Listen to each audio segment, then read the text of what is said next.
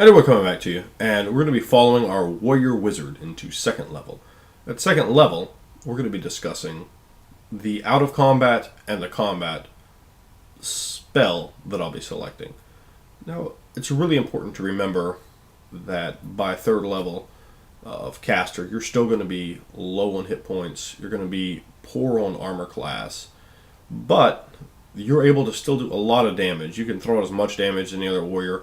With your buff spells, you can throw out even more.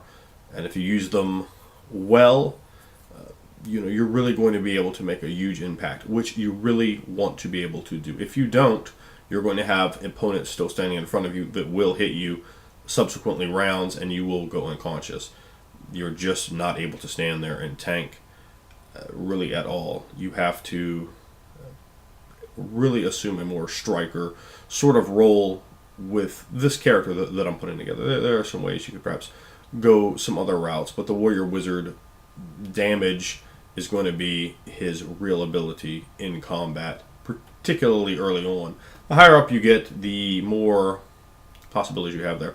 Now, let me talk about the spell that I think for role-playing purposes, really out of combat purposes, is the most excellent at second level, and that is Locate Object, a wonderful divination spell.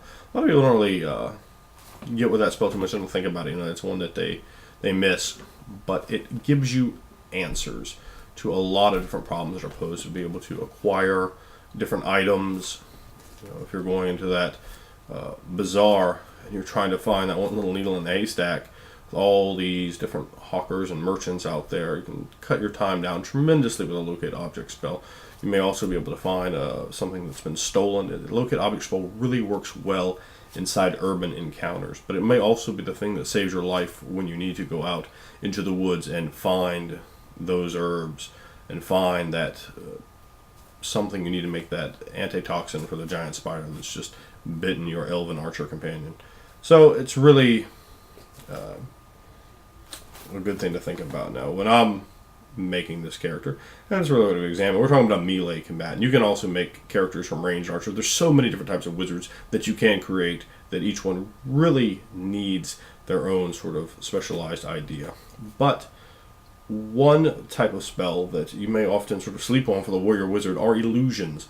Illusions can make excellent spells for this kind of character, particularly at second level. Second level has a cornucopia of illusions at your disposal to select from. Now, particularly if you're thinking about this sort of character as a sorcerer that's going to have a tremendously limited, narrow amount of spells, you have to pick very, very carefully what you choose. But even with the most narrow sorcerers, don't just hog-tie yourself down to having combat and being able to do nothing outside of combat. You will get quite tired of the character quite quickly. Make sure you have something else that you can do there.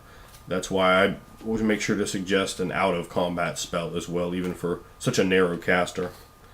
At second level, there are a number of great buff spells, and buff spells are really going to be what you're mostly looking at. Spells that do damage are irrelevant because you're going to have a weapon to do damage. This guy has a spiked chain.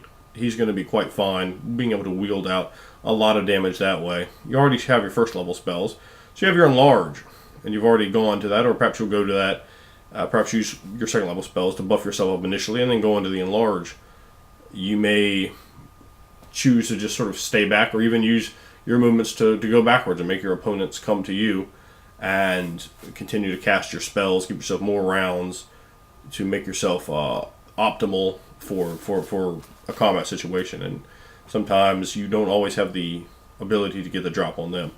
So at second level, with that in mind, some of the spells that caught my eye for this type of wizard are Blur and Invisibility, both illusions, both really great for keeping you from being injured.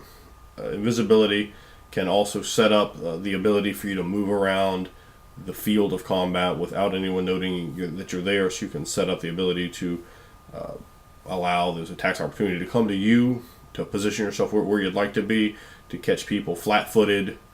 And if you're playing a rogue wizard type, or some sort of warrior that has sneak attack in there, invisibility great for that. I've done that in a game before, just come out of invisibility and light somebody up with a sneak attack. Also, you have UFC invisibility at this level, which is a great spell to have, particularly in my game, because I love to use invisibility for a lot of my different antagonists.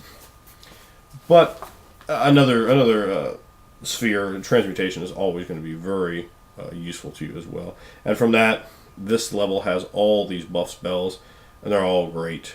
Bull's Strength for this character is going to be your number one choice. Cat's Grace is really good too. Bear's Endurance is good. Those are all great spells. One thing you're not going to have to worry about that much with a character like this is trying to worry about saving throws. You're just mostly casting spells on yourself. That allows you to have a lot less need of taking feats that are going to increase your saving throw DCs against others. Now, another feat from the transmutation, or another spell from the transmutation school that caught my eye was Spider Climb.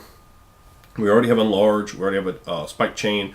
We can cover a tremendous amount of distance. Now, we get up on the ceiling, up on walls. Monsters might not be able to get to us, particularly if they're not particularly intelligent monsters. They might just come up trying to bite, trying to get to you. They don't have missile weapons. You can just stand and get your reach and just keep slashing them, beating them down viciously until they've gone away. Then you can just come off the wall and finish them off.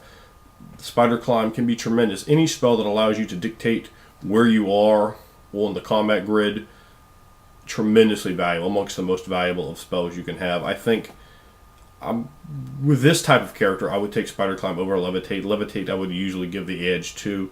It lets you get away, but it doesn't allow you to position yourself nearly as well.